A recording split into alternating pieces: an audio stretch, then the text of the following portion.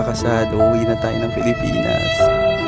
I-vlog lang natin yung travel process naman natin from Ho Chi Minh papuntang Philippines. Hindi rin natutuloy yung mga ibang bagay or may mga namimiss tayong opportunities, ganyan, mga travel. Kasi nga may mga maganda pang plano si Lord.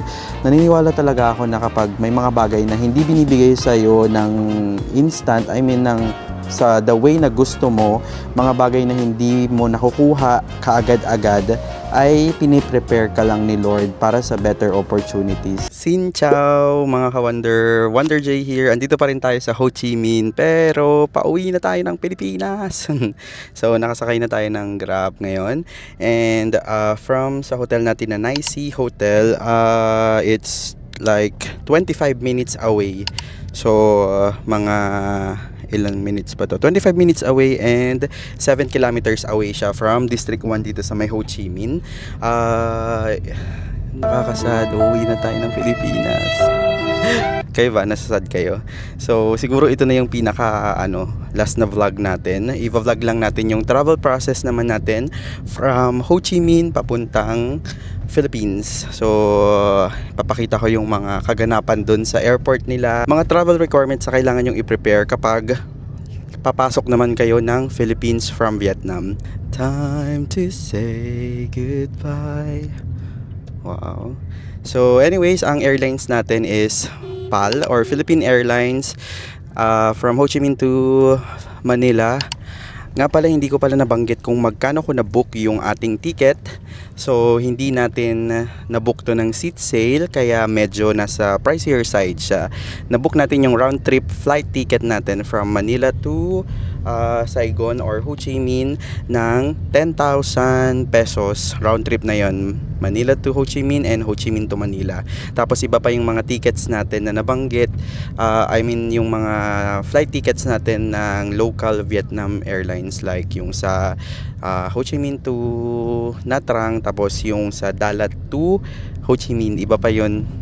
I-share ko naman, mag-share ako ng total breakdown ko sa separate vlog na lang yon. So meron pa pala tayong another vlog, hindi pa pala to last. So i-share ko sa inyo yung naging itinerary natin, tapos yung mga travel expenses na nagastos natin from yung mga transportation, food, and hotel, and activities na ginawa natin dito sa may Vietnam. So ang mga pinuntahan natin, kung bago ka pa lang, kung ito yung nakita mong part ng series na to, pumunta tayo ng Ho Chi Minh, tapos pumunta tayo ng Nha Trang, tapos pumunta tayo ng Dalat, and bumalik tayo ng Ho Chi Minh, Saigon. So kapag hinahanap mo yung ibang mga series, check mo muna yon bago ka dito, kasi ending na to. Ano yun? Ending ka agad? Hindi pwedeng ganun. So ang Grab natin is 94,000 VND from Ho Chi Minh dun sa airport, sa hotel natin, papunta sa may Tan Son Nhat Terminal 2 International Airport. So most probably mga 200 plus, mga 220 pesos, mga ganun yung pamasahe natin. So ngayon, nandito na tayo sa War Remnants. Ito, ayan, isa rin yan sa pinupuntahan dito sa may Vietnam. Ayan, War Remnants Museum. Andyan yung mga museum nila ng, ayun, check nyo. Museum yan na, ayun, War Remnants Museum. So dyan yung museum kung saan nakalagay yung history ng yung history ng Vietnam War, ganyan, during nung 1960s, ganyan. Tapos pwede nyong puntahan yan kapag first time nyo lang dito sa may Ho Chi Minh, kasi talagang makikita nyo dyan kung paano naghirap din yung Vietnam nung mga panahon ng Vietnam War, kung paano rin sila, like yung andyan din yung mga tangke na ginamit ng US, andyan din, nakita rin dyan. Tapos may mga aircraft, ganyan, kasi nakapunta na tayo dyan dati nung first time natin sa Ho Chi Minh, pero ngayon this time din natin pinuntahan. So pero for me, okay siyang puntahan kapag into history buff ka, or parang gusto mo nang malaman yung history ng Vietnam. Tapos nag-avail din pala tayo ng 20 kilos na na additional baggage. Hindi ko yun na-add dun sa ko, kasi sa baggage allowance ko. Kaya nga tayo bumili ng mga pasalubong, tapos pumunta pa tayo ng Bentan Market. Yung Bentan Market yun yung bilihan ng mga pasalubong dito, pero medyo taga sila sa presyo doon, kaya mag-haggle kayo. Kaya nag-avail ako ng 20 kilos sa Cebu Pax Philippine Airline ng nasa 20 kilos additional baggage, that is 2,000 I think 2,300. Ngayon ko na lang siya inadha. So, ayun. Kaya meron tayong baggage allowance. Tapos, may balita na mahaba daw ang pila. Nakita ko yan sa TikTok. Mahaba daw ang pila ng immigration sa hindi lang sa arrivals, pati daw sa departure dito sa may Vietnam. So, hoping na hindi matapat sa atin yung mahabang pila. Kasi we have like 3 hours naman. 3 hours. So, hopefully hindi ganoon kahaba yung pila. Kasi kung napanood mo yung part 1 natin, which is yung arrivals natin dito sa may Ho Chi Minh, sobrang haba ng pila. Mga 1 hour tayong bumila sa may immigration dyan sa arrivals ng Ho Chi Minh Airport. So talagang, alam mo yun, first time yun, blockbuster, grabe. Actually, sabi rin ng mga nagko-comment, pati daw sa Hanoi, ganyan, ganun din daw yung kaganapan. Ang haba daw ng pila. So siguro indication din yun na parang maraming mga turista na bumibisita dito sa may Vietnam, pero ang doon, hoping na sana maayos nila yung ganyan na parang alam mo yun, pagpasok pa lang tapos parang 1 hour ka nang maghihintay. Yung iba parang almost 2 hours. Imagine mo yun, wala namang visa na binabayaran sa atin kapag mga Filipinos. Though halo-halo naman yun pala, all passports yung bumipila doon. So pati mga lokal nila is nai-experience yung ganyan kahabang pila. So medyo problem nila talaga yun na hopefully ma-resolve nila pagbalik natin dito sa may Vietnam. Tapos ngayon sana mapakita ko sa inyo mamaya yung mga ibang kaganapan pa. So update ko na lang kayo kapag nasa airport na tayo para ma-share ko rin sa inyo yung travel process ng ating biyahe from Ho Chi Minh, Vietnam to Manila. Andito na tayo sa Tan Son Nhat International Airport. So ganito siya yung departure. Actually departure tayo. Ayan, so ganito ang international departure nila. Hanapin lang natin yung Philippine Airlines kung anong counter sila. Oh my gosh. I think doon. Ayan, yan. Nasa KL. Ganyan yung kaganapan dito. Malawak naman yung kanilang airport. Dito AirAsia, sa IJ. Pero doon sa may KSDA. Ayan. PR 598. Yeah, Manila. Dito tayo magdadrop ng bag. Yan, sana. Buti lang, maikli lang. So dito tayo pipila sa hindi check-in online. Grabe, ang dami nilang gamit oh. Ano kaya yung mga yan? Parang lipat bahay siguro sila. Pero yan yung natin. Dito na tayo sa Philippine Airlines PR 598 to Manila. Yung natin, sasakyan natin. Okay, so may boarding pass na tayo. Tapos na tayo sa check-in. So make sure nyo lang na walang mga explosives, mga ganun yung doon sa may check-in nyo. Oh my God, parang ang haba ng pila sa may immigration. So, good luck na lang. So mabilis naman yung check-in natin. Wala naman naging problema, kaya may boarding pass na tayo. So tara, immigration na tayo. Sana mabilis lang. Update ko kayo. Ha? And after mga 10 minutes, tapos na tayo sa immigration and sa may inspection dito sa may Ho Chi Minh Tan Son Nhat International Airport. Ang bilis lang pala. So siguro hindi totoo yung balita na sobrang haba. So tayo mga 3 hours before our flight tayo pumunta dito, pero syempre iba-iba naman tayo ng experience. So time check tayo 1 PM kasi ngayon siguro hindi ganun karami yung bumabiyahe, tsaka weekday ngayon. So medyo mabilis ang pila. Tapos ang tip ko sa immigration, dalawa kasi yung pila nila. May left and right, tapos may mga nag-open na biglaan open, doon kayo pumunta para diretso na kayo. Ang hahanapin lang sa immigration dito sa may Ho Chi Minh ay passport and boarding pass. So, yung boarding pass nakuha yun sa check-in. Tapos, yung sa inspection naman, i-check na naman yung inyong passport and yung boarding pass. Kaya i-ready nyo pa rin, huwag nyo pa rin ipasok sa bulsa nyo or sa bag nyo. Tapos, yung sa may inspection naman, yan yung mga laptop, ganyan, power bank, ganyan, pwede nyo ilabas. Kailangan nyo palang ilabas, tapos ilagay nyo may tray. Tapos nagpapatanggal sila ng sapatos dito. Tapos, upon entering dun sa yung parang scanner nila, magka-separate ang lalaki tsaka babae. Yun yung napansin ko dito sa may immigration nila sa Vietnam. Separate ang babae sa lalaki sa immigration nila. Tapos, wala namang question dun sa immigration nila. I mean, separate ang lalaki at babae sa inspection nila. Yun. So, wala naman na pigil sa atin. I mean, wala namang na-check na bawal na check sa scanner. So, we're good to go. Siguro, hintayin na lang natin yung gate natin, yung flight natin, airplane natin sa may gate natin. Gate number 9 tayo, nasa bandang dulo. So, nag-left ako. So, kapag may mga souvenirs, kailangan nyo pa ng souvenirs, meron pa ditong bilihan. Pero, syempre, nasa airport tayo, expect nyo na yung mga bilihin dito is mas mahal compared dyan sa may, pag nasa city pa kayo or nasa town kayo. Example, itong coffee na to. Ayan, wala silang presyo. Pero ito yung binili nating ayan, Legend Coffee. Meron ding mga iba't ibang mga klase ng coffee. Ayan, si Mr. Viet. Tapos dito meron pang mga, ay ang cute, Vietnam. Ayan, pwede pa kayong bumili ng mga pasalubong nyo dito. Meron din silang bentang neck pillow. Ayan. So malapit na tayo. Gate 9 tayo. Saan na ba yun? Ay, doon pa. Layo pa. So, ang boarding time pa natin is 2:55. Ano to? Tax refund the counter. Diyan pala yung tax refund. So, kapag may papa-tax refund kayo, dyan kayo. So, gate 8 to 9, dito tayo. Ayan, nakikita ko na yung airplane ba natin. Actually, wala pa. Kasi 2:55. Ano ba tayo? 2:55 yung boarding natin. So, tara. Since hindi pa tayo nagla-lunch, so maghanap muna tayo ng mga kainan. Meron pa naman tayong tirang Vietnamese dong. So, ubusin muna natin. Ayan Cosi. Ito yung mga ibang mga restaurant dito. Cosi. Meron silang mga burger, pasta, pho, mga drinks. Ayan, malaki-laki naman yung place nila. Tapos hanggang dito may mga upuan pa. Ayan. Tapos dyan na lang naman yung gate natin sa baba. Tingnan nyo to. Dyan yung gate natin sa bandang baba. Ayun 8 and I think dito yung 9. Ayun, doon yung 9. So, dyan tayo tatambay. Meron din mga stall sa baba pero wala atang kainan. So, dito yung mga kainan. So, hanap tayo. Ayan, dito naman is rice, noodle, tsaka drink. Ayan, meron silang mga ganitong pagkain. Kaso ba't walang presyo? Baka magulat tayo sa presyo nila. Meron din silang mga pho. Ayan, bestseller.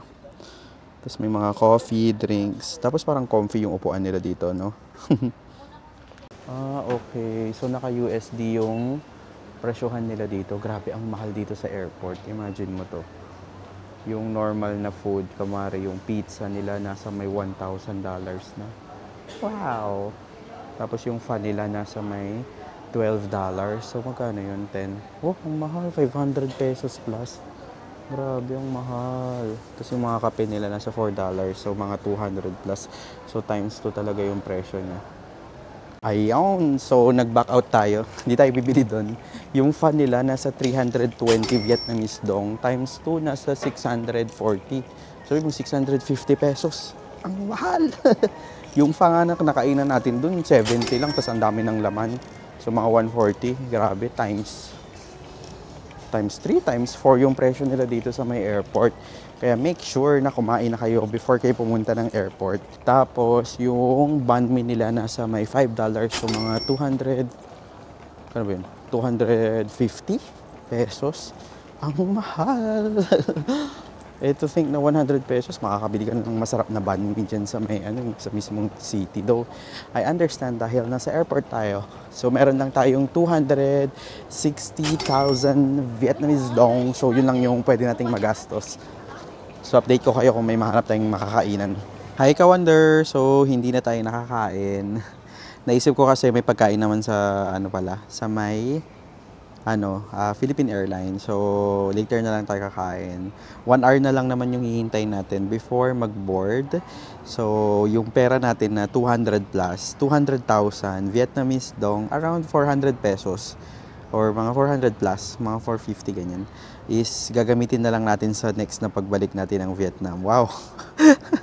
Mahal na mahal ko talaga ang Vietnam. Sobrang nag-enjoy talaga ako sa trip na to. Alam mo ba, backstory lang, parang nung last month, June ba yun? July 8 yata to 14. Yan, pupunta ako supposedly sa may Vietnam, sa may Da Nang naman. Meron akong ticket noon. Nabook ko yun sa Cebu Pacific. Parang nung nag-seat sale sila 3 months ago. Pero syempre hindi ko pa alam na may event pala akong pupuntahan, which is yung Klook Creator Award. So syempre, nilook forward ko rin naman na pumunta ng Vietnam, pero nag-decide ako na hindi pumunta ng Vietnam kasi Creator Awards na yun, no?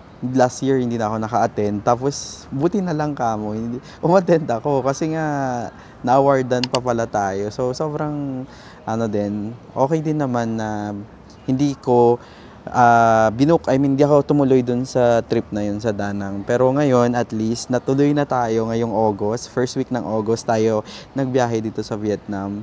Pero Ho Chi Minh naman, tapos mas marami tayong places na bisita, 'di ba? Laban 'yun. Kasi kung kung natuloy tayo sa Danang, nakapunta na kasi tayo doon, di magiging second time natin. So parang siguro sabi ni Lord, may mga iba ka pang need na ma-experience pa, like yung pinuntahan natin dito sa may Nha Trang, which is the coastal area ng Vietnam. Tapos pumunta pa tayo ng mountainous area, which is sa may dalat.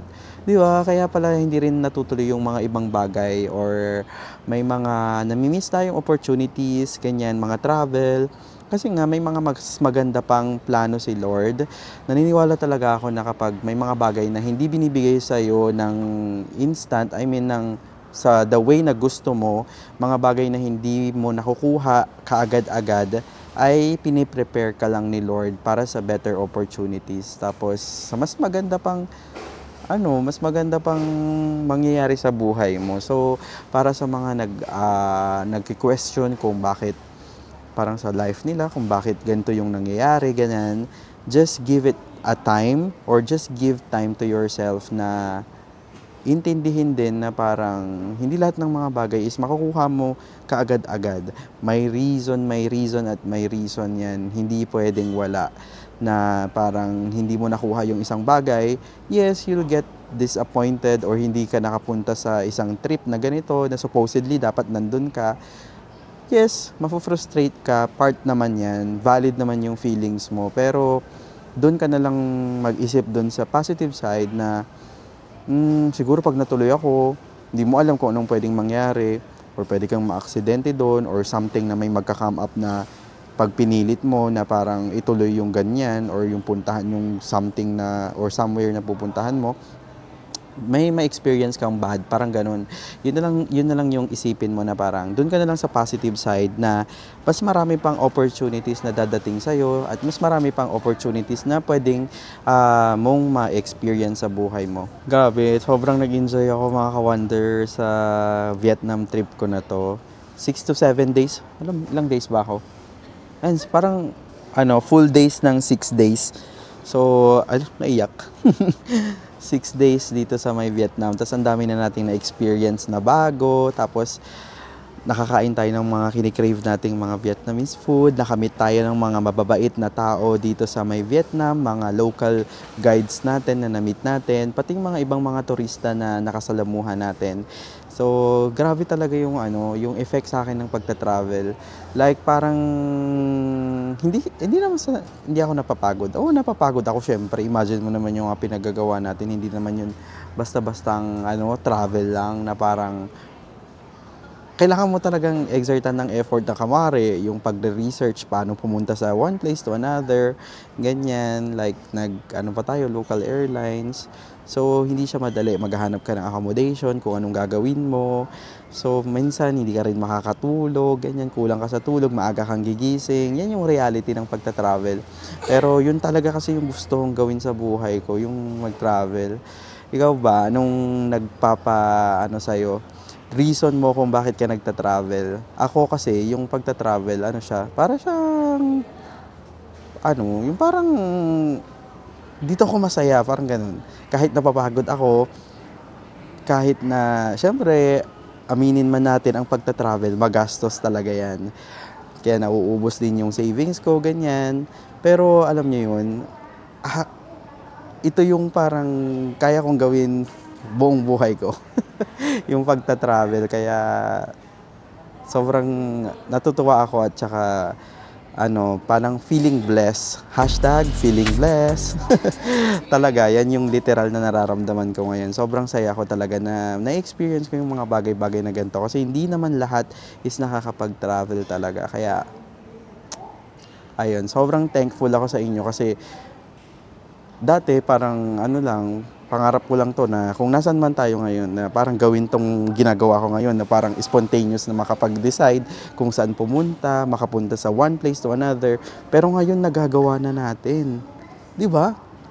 Tapos alam mo 'yun, na share ko pa sa inyo yung travel ko, ganyan, na hopefully nai-inspire din kayo kung gusto nyong mag-travel. May mga natututunan kayo as kahit na alam mo yun, simpleng tip kasi iba pa rin talaga yung may i-share ako sa inyong tips, ganyan. Pero iba pa rin talaga, iba pa rin kapag kayo na mismo yung makaka-experience on hand. Sabihin ko, madali lang yung ganito, madali lang naman sa immigration, ganyan, ganyan. Pero iba pa rin kapag kayo na mismo yung nandyan sa may pila, nasa harapan niya yung immigration officer, ganyan. Iba rin yung feeling na parang kapag sumakses ka sa immigration. Tapos kapag nasurpass mo yung parang travel sa isang bansa na bago lahat, hindi mo naiintindihan yung salita nila, tapos paano ka mag-a-adjust sa pagkain, sa mga makakasama mo, ganyan. Ibang-iba talaga yung pwede mong ma-experience sa pagta-travel. So, kung naghahanap ka ng sign, kung ipupush mo ba yung travel mo, go, go! For me, go mo yan.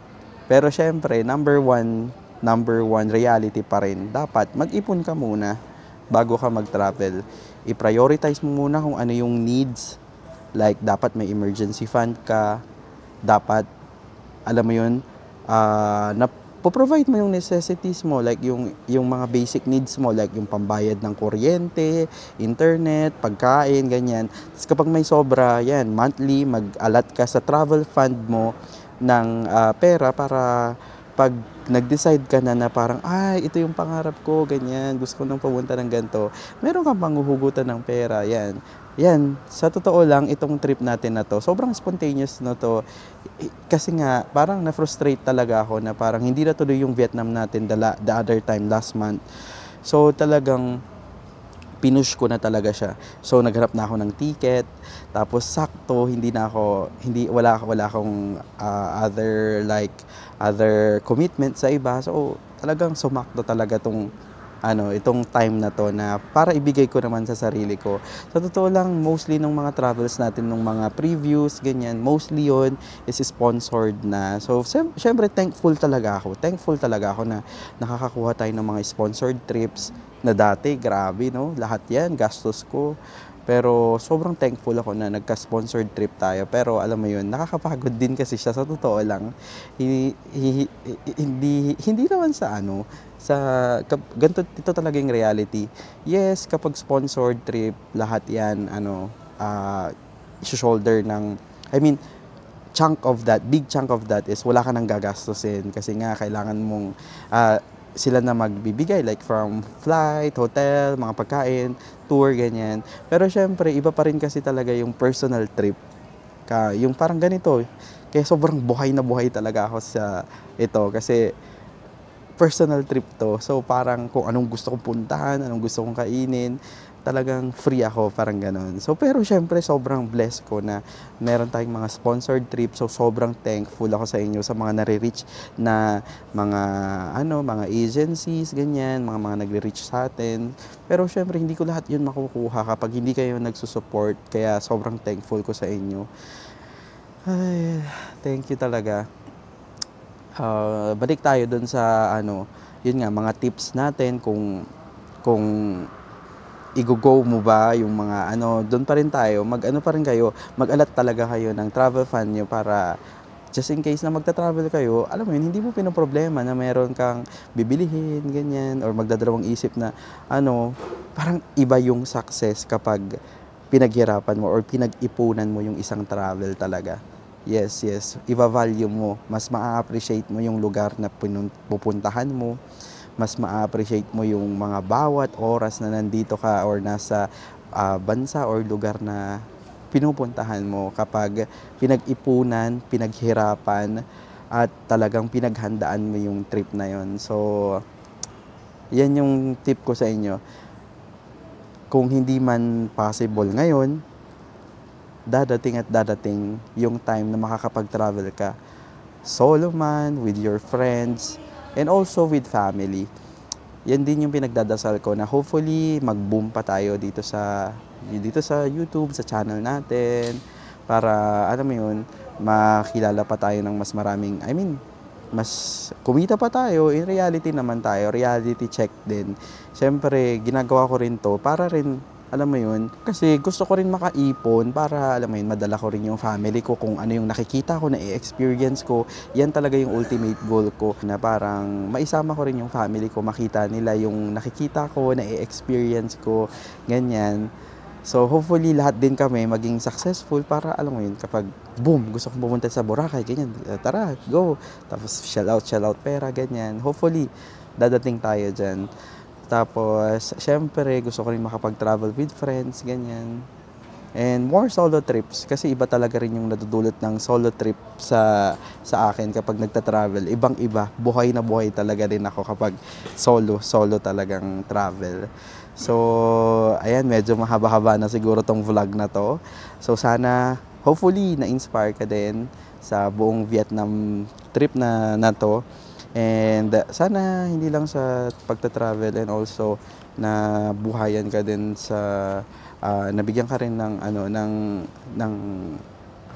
wisdom para kung gusto mong ituloy yung pagta-travel mo. So, siguro dito na natin i-end ang ating vlog. Malapit naman na yung ating boarding.